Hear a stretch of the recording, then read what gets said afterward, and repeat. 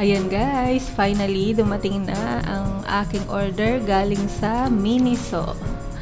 Huwag niyong pansinin yung nasa ibabaw guys, iba yan. Sa Watsons ko yan order. Ayan, hindi naman halatang madami akong pinamili sa Miniso, no? Ang laki ng box.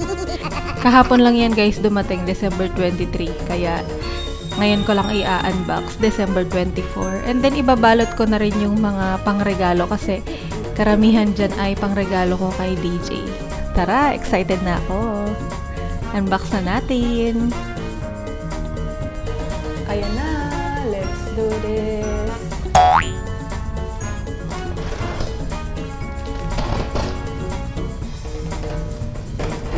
Ang shipping pala nito guys, ang nag-ship, ang deliver ay LVC.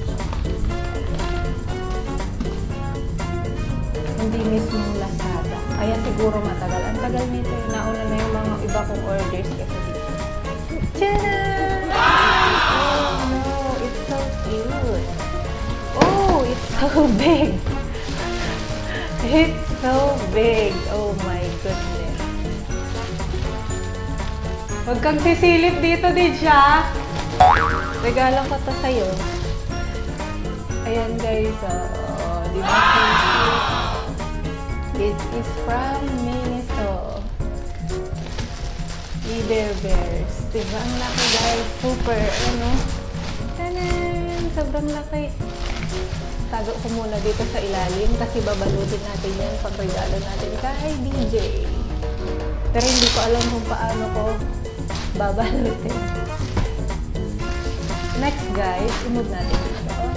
Next is this slippers. Ayan, ang cute. Sa akin naman ito. Order ko. Ang ganda no? Ang cute. Open natin.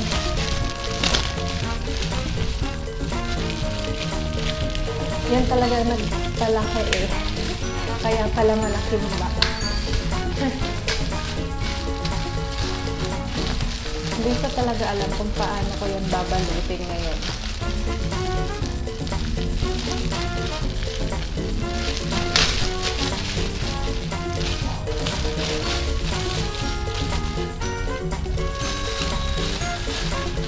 Oh, ayan. Kung napanood nyo yung haul ko na isa, yung 12. Meron na rin akong slippers doon from ano naman yung pen shop. Tapos, nung nagtingin ako sa Miniso, nakita na pa dito, oh. Diba? Ang ganda. Puro slippers.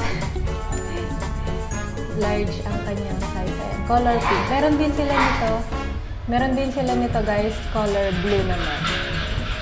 Napilian nga ako kung pink or blue ang bibilihin ko. Ang ganda na, oh. So cute. Next. Ito naman guys ay toothbrush holder. Ayan, hole free. Isasabit lang ata to. Tapos lalagyan ng, ayan o, parang ganito. Yun. Ang ganda. Mahilig talaga ako sa Weaver Bears guys. Kaya yung mga members ko, karamihan ng mga stickers nila dati ay Weaver Bears. Next ay ito naman. Oh, diba ang ganda? Oh, bongga. USB pala to. Okay. Ganda guys. Ayan. Lalagay ko na lang dyan sa screen kung magkano ko siya nabili. Ang kanyang price. Ang cute. Oh, panda. Diba? Hindi ko siya tatanggalin guys sa mga lalagyan kasi ibabalot ko to. Pang regalo ko to kay DJ. And then, next ay ito naman. Oh, si Ice Bear. Ang cute. Ano ba ito? Pop-up stand. Adjustable light. Ay, para sa phone. Ayan. Ang cute. So, tara guys, ibalot na natin.